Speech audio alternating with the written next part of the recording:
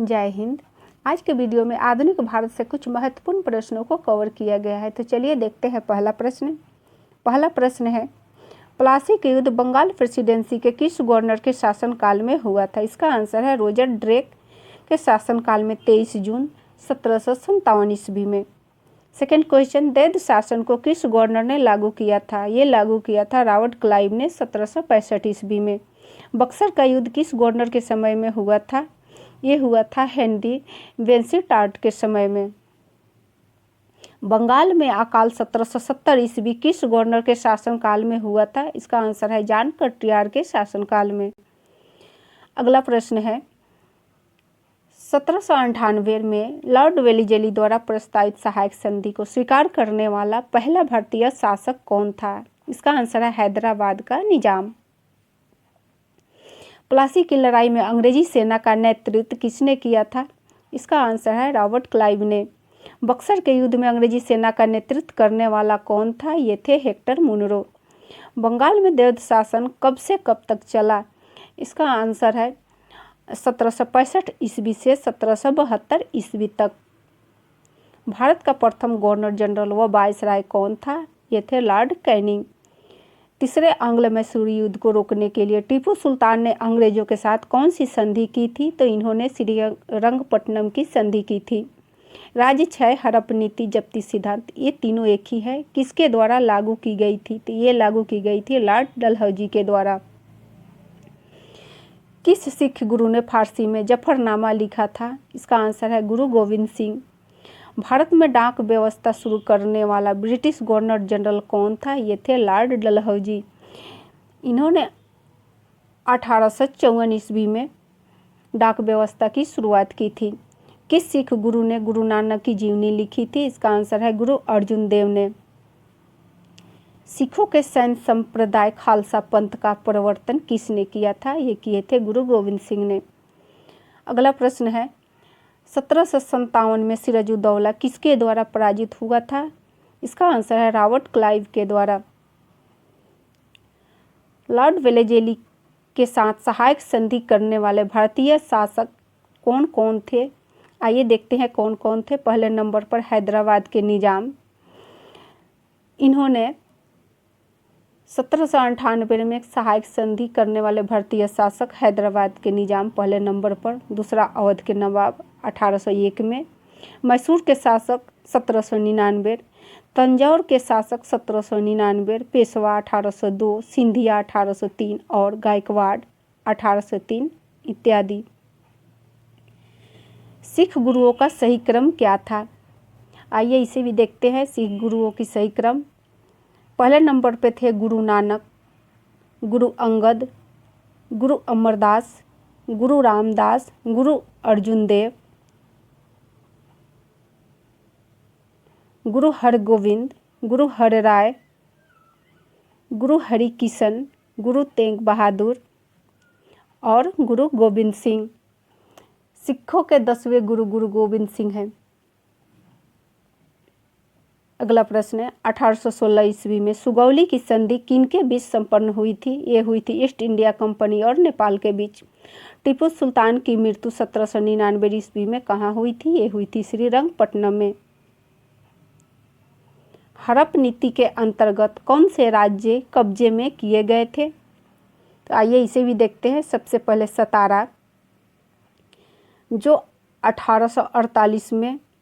दूसरे नंबर पर जैतपुर 1849, संबलपुर 1849, बघाट 1850, उदयपुर 1852, झांसी 1853, नागपुर 1854, करौली 1855, अवध 1856। ठगी प्रथा के उन्मूलन से संबंधित गवर्नर जनरल थे। इसका आंसर है विलियम बेंटिक और कर्नल स्लीमैन के नेतृत्व में। यानी विलियम बेंटिक के आदेश पर कर्नल स्लीमैन ने ठगी प्रथा का उन्मूलन किया था। वोडेयार कहाँ के शासक थे? इसका आंसर है मैसूर रियासत के। टीपू सुल्तान की राजधानी थी श्रीरंगपट्टनम। क्लाइव को बंगाल का गवर्नर बनाया गया कब? इनको बनाया गया 1758 ईस्वी में। भारत का प्रथम गवर्नर जनरल कौन था?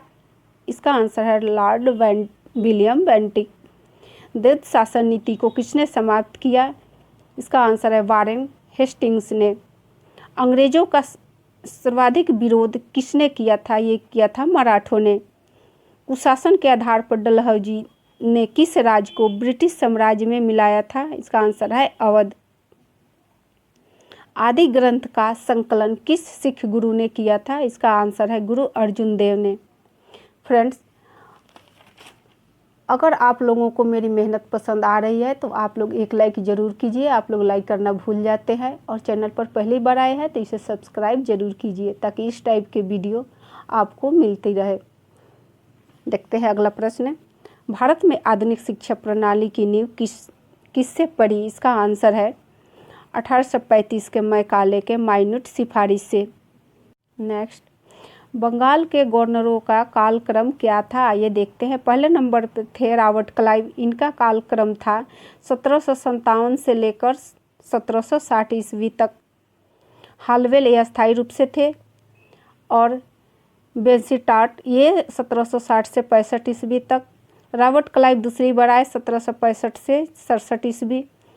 वेरेलस्ट 67 से 69 ईस्वी। कर्टियार 1769 से 72 ईस्वी, और वारेन हेस्टिंग्स 1772 ईस्वी। इन लोगों का कालक्रम रहा।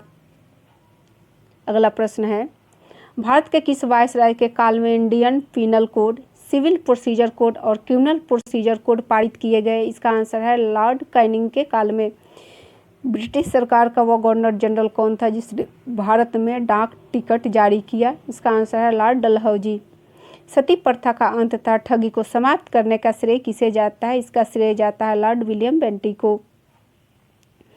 अवध के स्वायत्त राज्य के संस्थापक कौन थे? इसका आंसर है बुरहान उल मुल्क सादत खां। किस मुगल शासक ने मीर कासिम तथा शुजादौला के साथ मिलकर अंग्रेजी ईस्ट इंडिया पर युद्ध घोषित किया, और वे बाद में बक्सर के युद्ध में अंग्रेजों से पराजित हुए? इसका आंसर है शाह आलम द्वितीय। ईस्ट इंडिया कंपनी और बंगाल के नवाब के बीच जब प्लासी का युद्ध हुआ उस समय मुगल सम्राट कौन था? इसका आंसर है अजीजुद्दीन आलमगीर द्वितीय। काल कोठरी यानी ब्लैक होल की घटना जिसमें 146 में से 123 लोग एक छोटी कोठरी में बंद कर दिए जाने से मर गए थे, यह घटना कहाँ घटी थी? इसका आंसर है कलकत्ता में।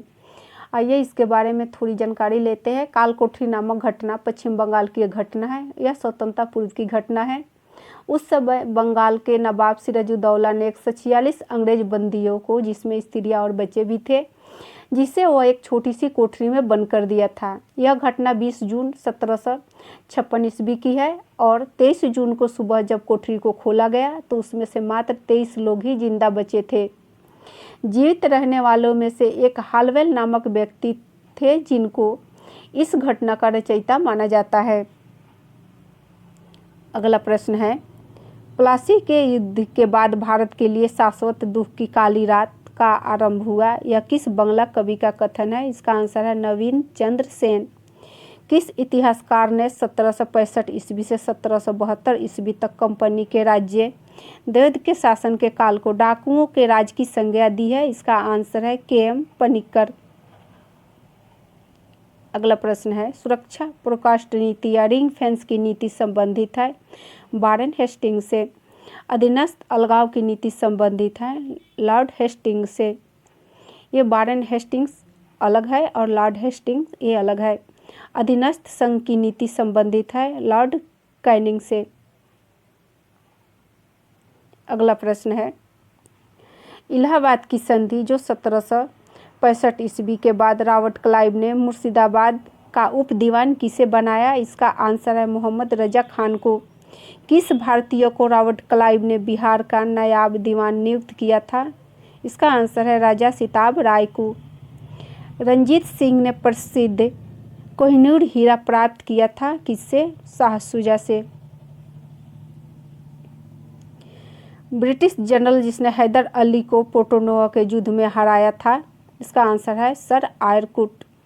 महाराजा रंजीत सिंह के उत्तराधिकारी थे, इसका आंसर है खड़क सिंह। नेक्स्ट, किस सिख गुरु ने विद्रोही राजकुमार खुसरो की सहायता धन और आशीर्वाद से की थी? इसका आंसर है गुरु अर्जुन देव ने। अतः जहांगीर ने इनको रावी नदी के किनारे मरवा दिया था। खुसरो जहांगीर के पुत्र थे। एंड लास्ट प्रश्न, सबसे अधिक निर्णायक युद्ध जिसने अंग्रेजों के भारत में प्रभुत्व को संस्थापित कर दिया था, इसका आंसर है बक्सर का युद्ध। बक्सर का युद्ध 1764 ईस्वी में हुआ था। तो फ्रेंड्स, ये हमारा आधुनिक भारत का कुछ महत्वपूर्ण प्रश्न था। वीडियो कैसा लगा कमेंट में ज़रूर बताइए। वीडियो देखने के लिए बहुत बहुत धन्यवाद आपका।